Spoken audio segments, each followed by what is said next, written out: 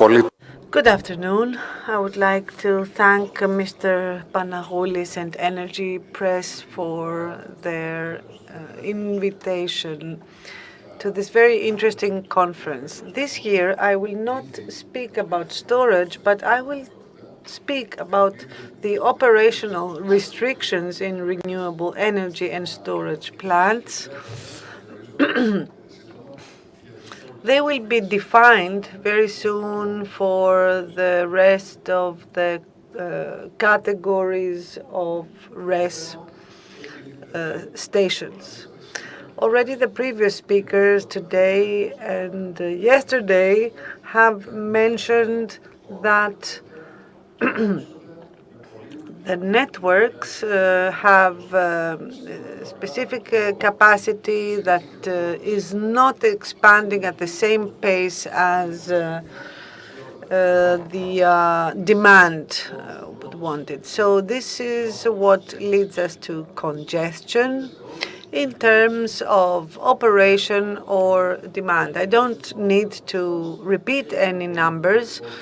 The Greek network has a very small chunk of electrical space that is free. If we want the network to remain a corridor that will lead us to decarbonization, then there's only one way to go ahead. This network with this capacity has to be utilized to support as much clean energy as possible, which means that restrictions of injection in installed RES plants need to be in place. Συγχωρείτε, έχει τις λειτουργίες. Αντικείμενο λοιπόν της παρουσίας. So in this presentation, I want to talk about the restriction in injection in PV and solar plants or solar stations with behind the meter batteries or projects of paragraph 11A and B or in storage plants that share the same electrical space with the RES installation. Of course, there are several types of restrictions, so you need to assess several criteria to select the restrictions. One are the curtailments of RES production through imposing the restriction, the increase in hosting capacity, and the impact on the cost. So the Law 4951 of July 2022 provides for two main categories of operational restrictions. They are static restrictions, which means for some stations they are already known, a 72% limitation of the maximum injection capacity based on the installed capacity. And the second category are the dynamic restrictions, which means they are not predefined. They are developed based on the relevant congestion circumstances. So when there is congestion, then those restrictions are imposed. Otherwise, they do not need to be in place. In May 2023, the Ministry and the competent directorate introduced restrictions for RES installations without storage and also for stations with net storage. Now, we could speak about the large issue of curtailments of a RES plant, but I will not go into the details. Just let me say that semantically, in terms of curtailments, we have the two categories. We have the restrictions because there is not enough demand to absorb the overall production. This is a problem of system balance, and also a problem of not channeling the surplus energy. It is also a problem. Then there is a problem that is not related to the system itself. So this congestion of local networks can be resolved through operational restrictions and not the overall curtailment problem because of the system balance. Now, whether a station will be subject to the 72% restriction does not mean that it cannot be subject to another restriction. So there can be the combination of both types of restrictions. But the static restrictions are known beforehand to the investor and can be factored in their plans. They can even be assessed in the cost that they have predicted, whereas the other category is more complicated. You must see at which stage of preparation of a project these restrictions will come in. So all these restrictions and all these curtailments are a huge issue. We all may have an opinion on one aspect of the issue, but this issue needs to be tackled in a comprehensive way. Now, based on the ministerial decision of May 2023 for solar stations, there has been a maximum injection capacity restriction of 72 to 73% of installed capacity. Now, for wind parks that are connected in regions with congested networks because of solar power in a deterministic way, the restrictions in those regions are shown in green. So the injection in the grid is restricted.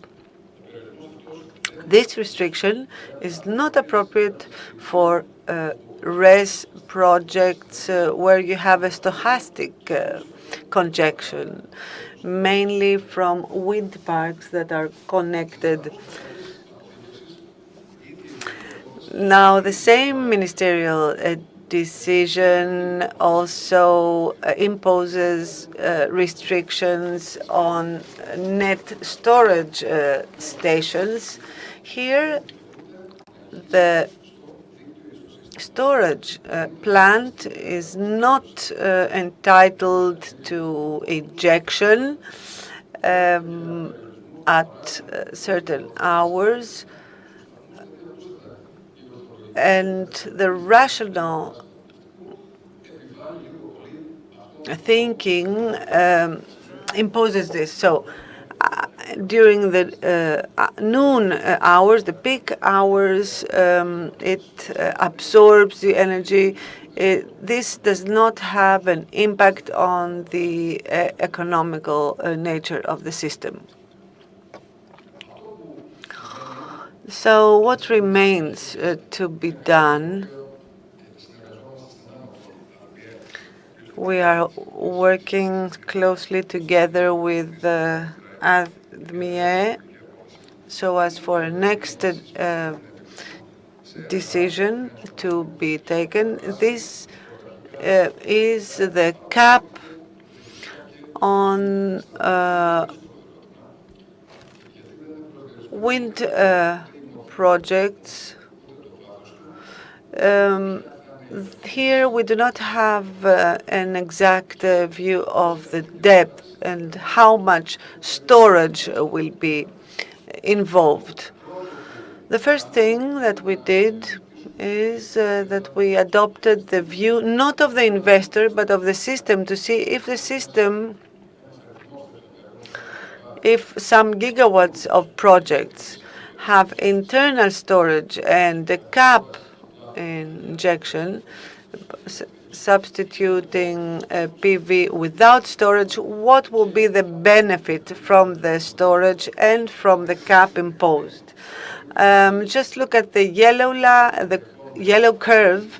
You will see PV with 1 hour of storage generate the maximum benefit for the system with a cap of 50%. There's also a 2-hour storage that makes the management of such projects more efficient. Then the cap goes down to 40%. But this will come with a significantly higher cost, and the cost-benefit ratio will not speak for imposing such a cap on storage. So what will be the benefit if we have several gigawatts with internal storage and a cap on injection? 50% the cap. And so here in this table, you can see a quantitative assessment of the 3 main criteria.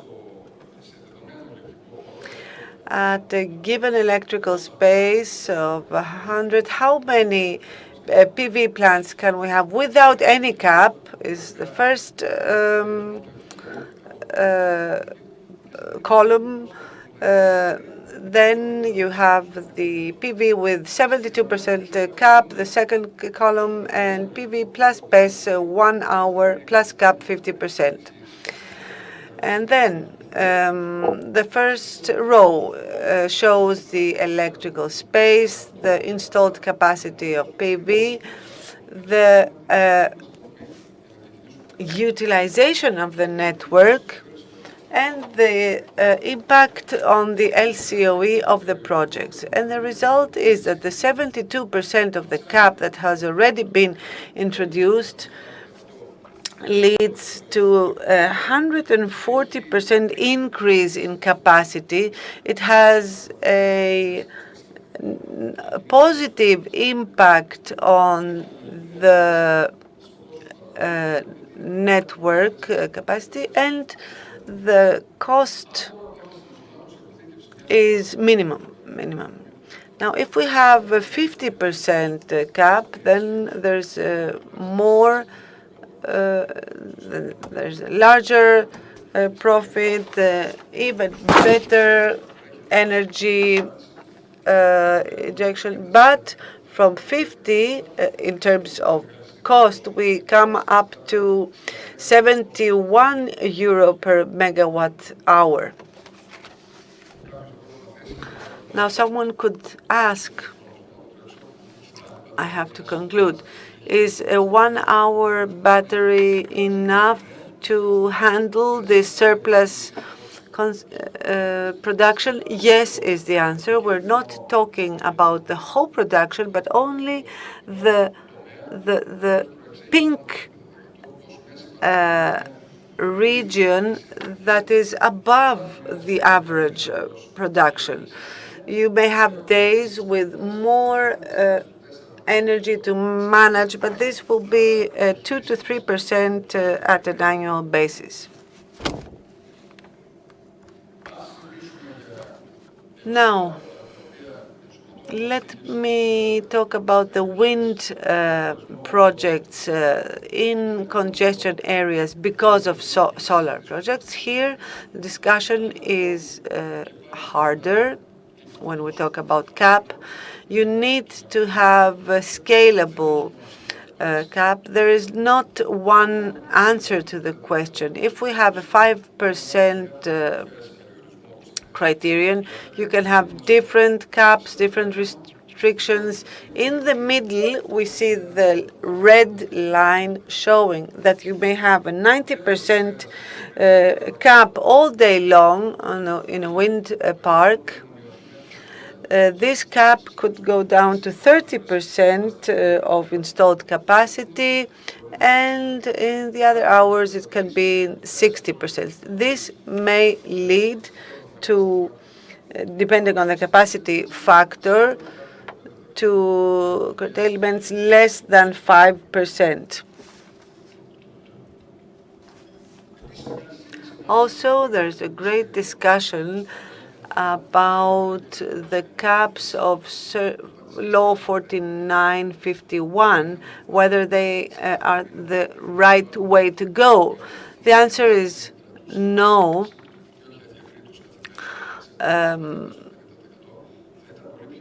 So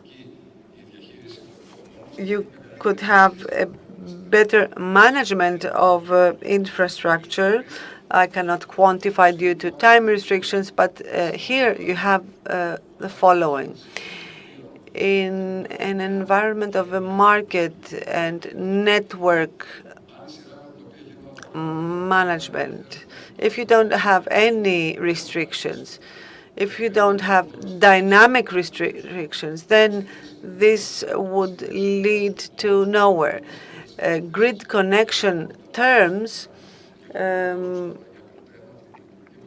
should be linked to certain prospects. And therefore, this law introduced manageable restrictions that will be the step for tomorrow's system that will be more flexible, and it will allow for more targeted dynamic restrictions or caps. Without going into more details, apart from the RES projects of paragraph 11b,